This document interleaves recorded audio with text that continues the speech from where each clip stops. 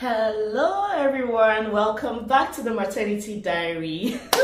Today we are diving into one of the most amusing and sometimes even challenging phases of parenting. Can you guess what it is? It's the why phase. Why? W-H-Y. If you've ever had a toddler, or you know exactly what I'm talking about, right? And I actually thought about doing this video because my 3-year-old is in the phase, in that particular phase, the why phase, and every single thing he's going to ask you why. Even if you tell him wipe your nose, wipe your lips, he's going to be like, why, mommy? Why do I have to wipe my nose?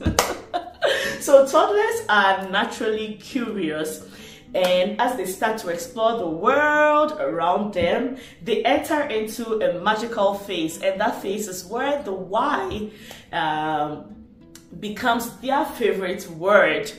And while it is incredibly cute, we all know that it's so cute when you're asking you, why is water wet, mommy? Why is the sky blue, mommy? Why is this? Why is that? Why is that? It can also be quite a test of your patience as a mother, as a father, as a parent, or even as an auntie, as an uncle. Is a test of your patience. And so I want us to look at some of the funniest and most challenging why questions that kids ask, and how you might answer some of these questions. I'm going to give you tips on how you can answer some of these questions.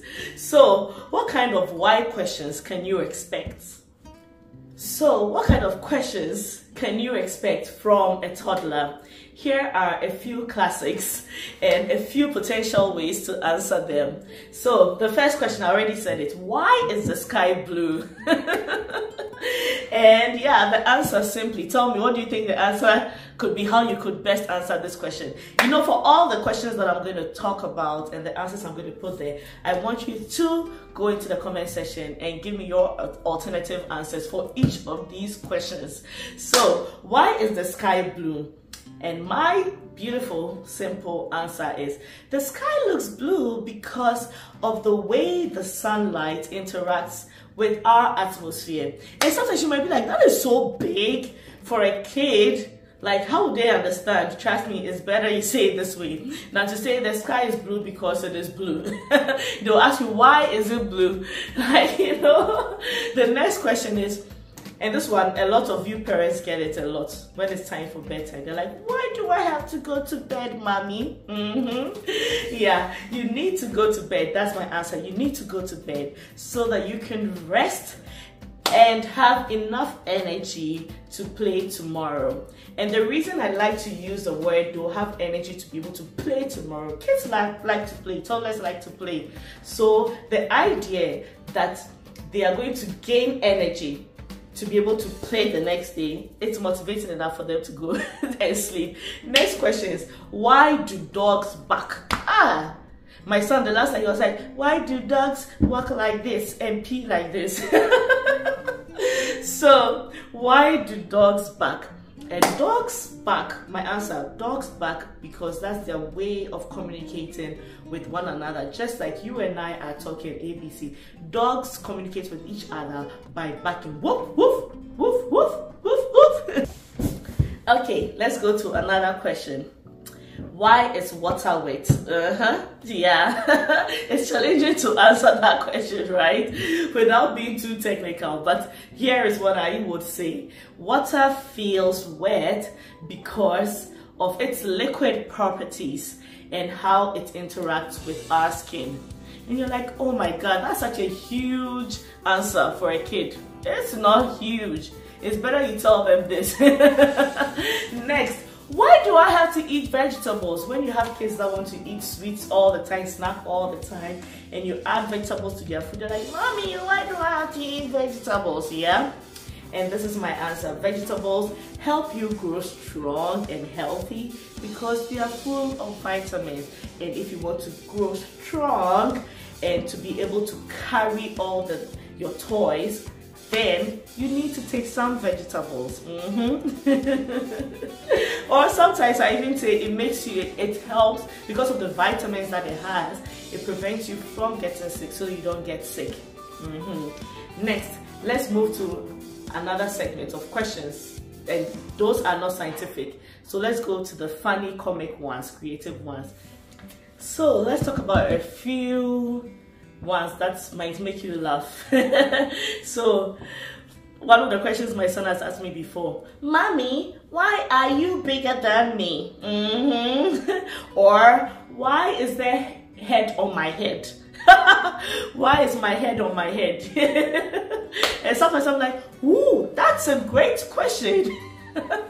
Your head is on your head because that's where your brain lives, and it needs a safe place. If your brains were on your feet, that is within your head, then your brain will be hitting stones and rocks, and you don't want that. Next, why do cats purr? And cats purr because they are very happy and relaxed, or and sometimes they purr so that they can heal themselves.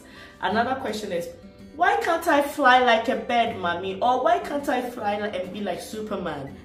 My answer to birds is that, well, birds have special wings and lightweight bodies that help them to fly. And you know what? We can also fly, but it has to be in an airplane. So yeah, let's see. Another question: why does Daddy have a beard? I remember, like, my kids would be playing with my dad. Why does Daddy have a beard and I don't have a beard? Yeah, and I told them Daddy has a beard because his face grows hair, just like your hair grows on your head. So in a few years' time, you'll begin to have hair growing on your beard too. So as parents, it's really important that we nurture their curiosity and not kill it down. But at the same time, you need to maintain your sanity. You need to maintain your sanity at all costs. So here are a few tips on how to handle the why face effectively. First of all, patience, patience, patience, patience. Take a deep breath, Mommy. And remember, this is a learning phase for your child. Next is to engage. Please, please, please try to engage with their questions as much as you can. If you don't know the answer, it's okay to say, I don't know the answer, but maybe we could look it up together. So try to engage regardless of what kind of questions they ask. Next, just simplify. Be so simple. Give simple and clear answers. And they must be age appropriate, like as much as possible. They must be age appropriate. So just give simplified and clear answers.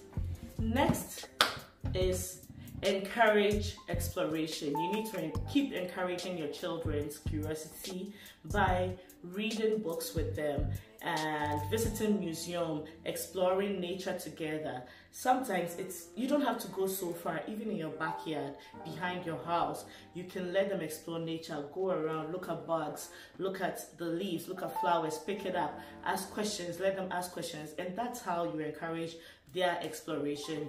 Next, set some boundaries. It's okay to set boundaries if the questions become overwhelming. And one of the things I do is to say, that's a great question.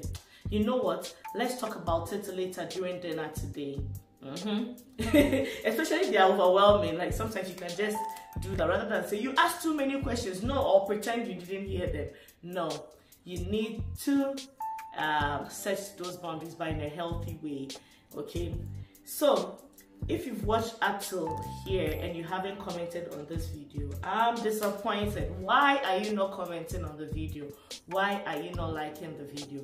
Please comment, okay? Like and comment, and let me see what you think about this. So I hope you enjoyed this look into the why face of toddlerhood.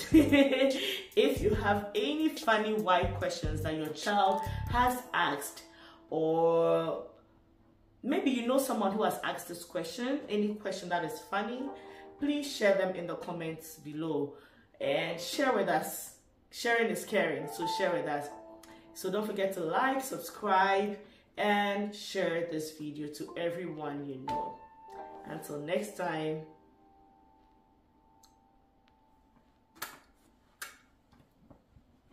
I'ma